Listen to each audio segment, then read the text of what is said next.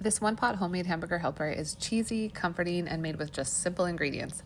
It's so much better than the box stuff. It's also really nostalgic for people like myself who grew up on this. With a single working mom, she needed stuff that was quick and something that we would actually eat, which is why this was heavy in her rotation. But let me show you just how easy it is to make from scratch.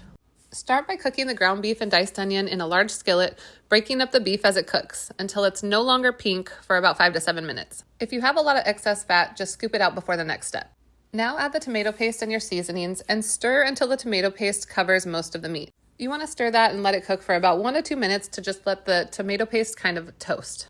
Next, pour in the tomato sauce and broth, give it a good stir, and then turn the heat up to high.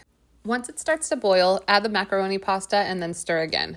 Turn the heat down to about medium-high and let the pasta cook for about 10 to 13 minutes, stirring often. It's done when the pasta is soft and most of the liquid is absorbed. Now turn off the heat and stir in the cheese, which is what makes the sauce extra creamy without the need of any milk or cream. And make sure you get a good cheese that you actually shred on your own. The prepackaged shredded cheese usually has additives that can make the sauce like clumpy or a different texture. Let this sit for just a couple minutes to thicken up and then enjoy.